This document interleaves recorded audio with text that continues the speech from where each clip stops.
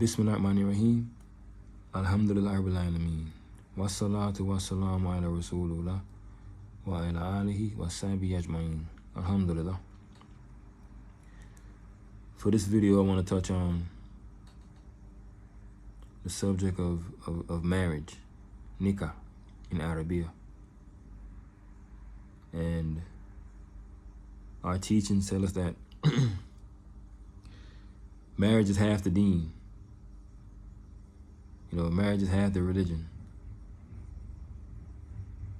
And that's a very profound, statement, because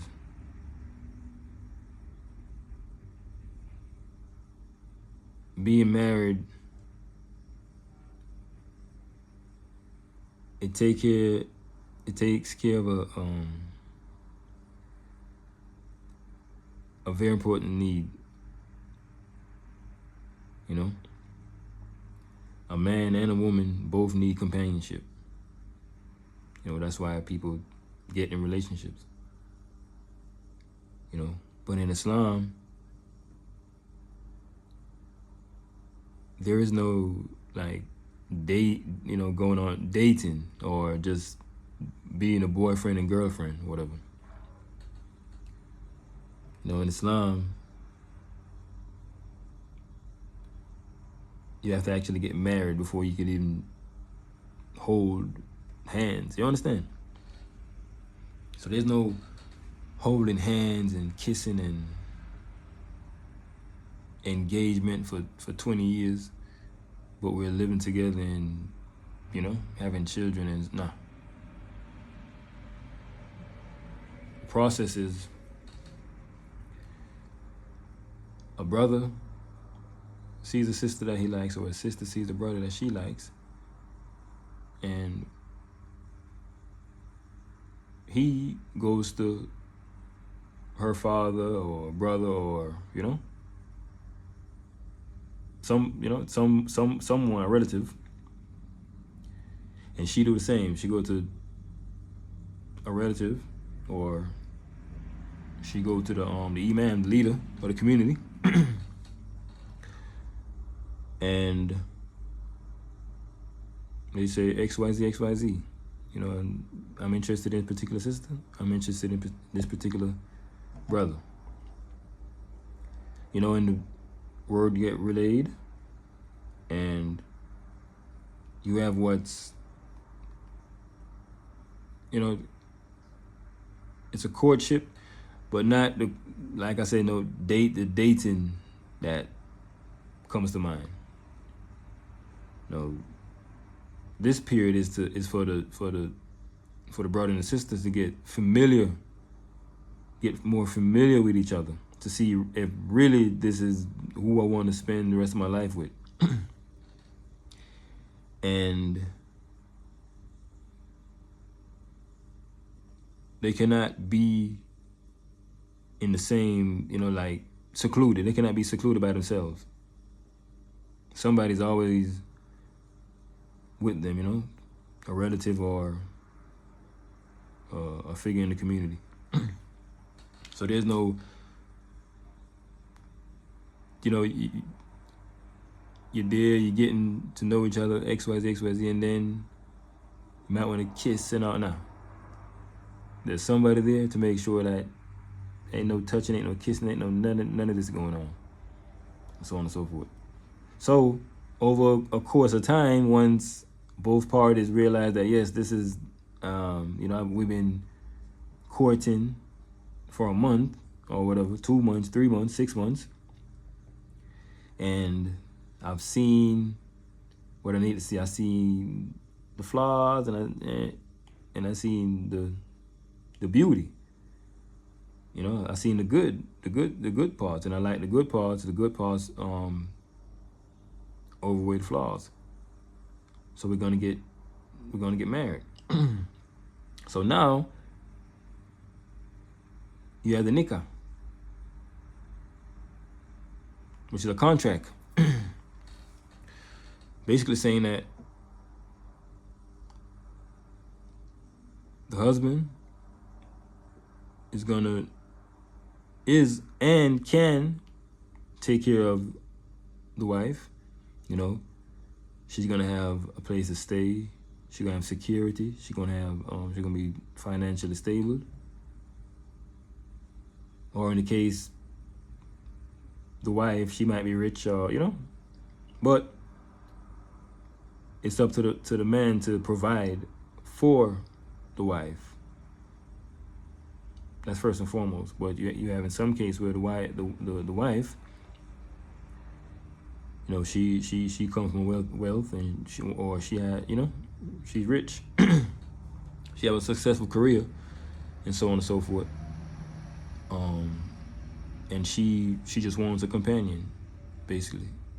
But first and foremost, the husband must be able to provide for the wife.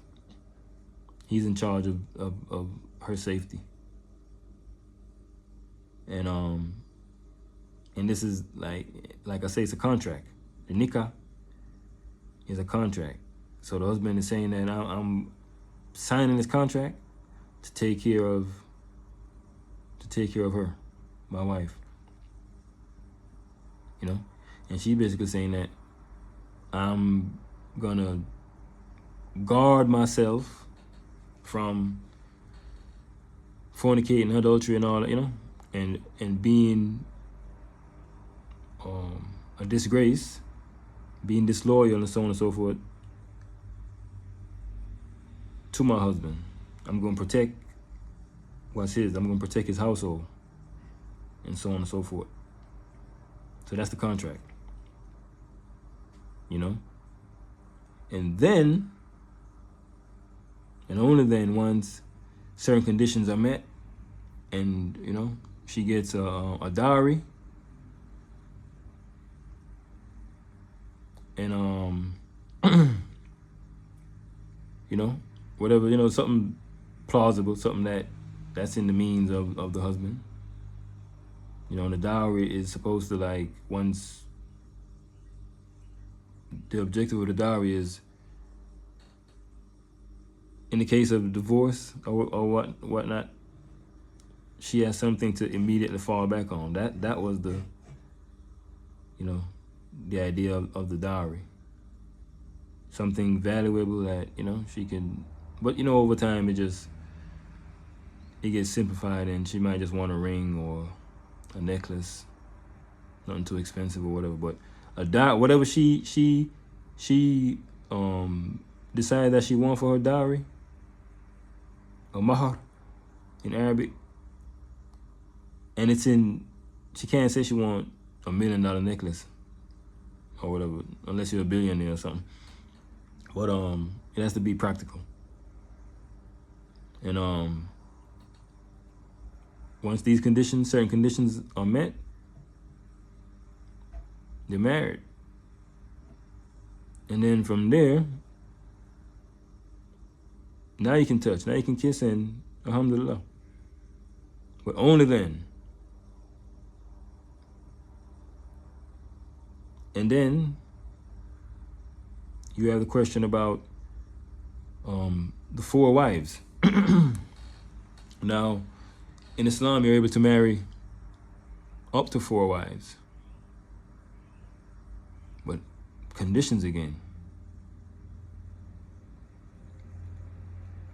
You have to be able to take care of all 4 wives, or 2 or 3, on equal terms with the first. Financially, spending time, safety, security, the whole works. So it's encouraged for you to marry one, because you could barely manage 1 wife, much less 2 or 3 or 4. But in situations where you have a lot of unmarried women, and especially in the West, where they might fall into zina, fall into fornication and adultery, in these situations, it's encouraged that if a brother can take on another wife, that he should do so. But this to keep down fitna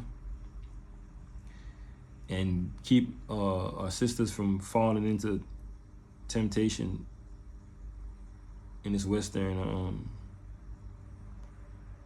environment. And or it might be the case where you have a first wife where you and her, been together 10 years and y'all build a little, businesses together and whatnot. And so now you and her have a 5-bedroom house on the beach. Now you decide to get a second wife.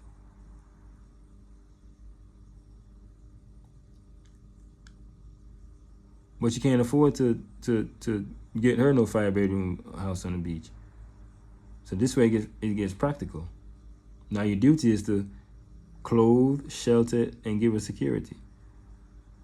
So long as you can cover those needs, the practicality come in now, because you and the first wife been doing this 10 years, and you and her basically built up the business.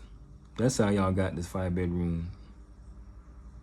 Now you have the means to get a 1-bedroom house or a 2-bedroom house for the second wife, and you clothe her, take care of her financially, and so on and so forth. Spend time. You have time to, Then alhamdulillah. Every wife doesn't have to get a 5-bedroom house. It's all about the situation. And the main thing is that you are providing for her, for the second wife or the third wife or what have you. That's the main objective. So it's a lot more in-depth details that I'm not qualified to elaborate on, but I'm just touching on the basic, and for further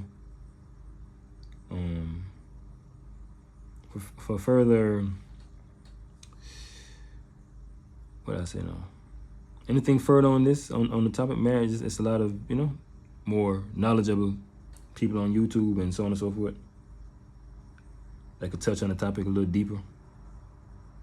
I'm just bringing you to the door. And another thing is the practicality of the 4 wives, especially back in the early days in the time of war. Like, it's mostly men going to war, so it's mostly men dying off. So the ratio of women is gonna outpopulate men a lot. So that's another practicality. Like, if it's just one man marrying one woman, it'll be, if every man on earth married one woman, it'll be a vast majority of unmarried women on the face of the earth. Even if one man married 4 women, it's still the number of women still outweighs the man. But the objective is to be practical. And we know that it's more women than men, And in Islam, practicality is our specialty, especially in the West.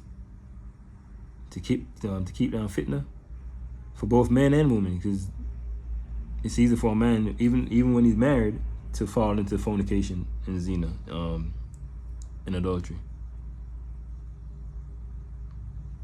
So a lot of time, if you could take on a second wife, a lot of brothers, they take on a second wife for this reason.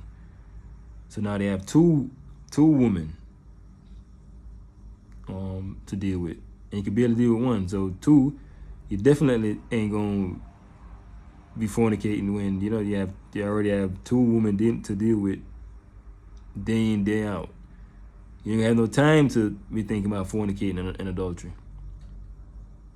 So that's one of the beauty in that. MashaAllah, alhamdulillah ta'ala.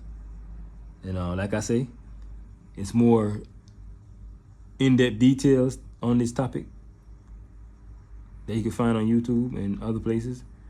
I'm just the doorman. I bring you to the door of the sheikhs or the scholars, and alhamdulillah. Assalamu alaikum wa rahmatullahi wa barakatuh.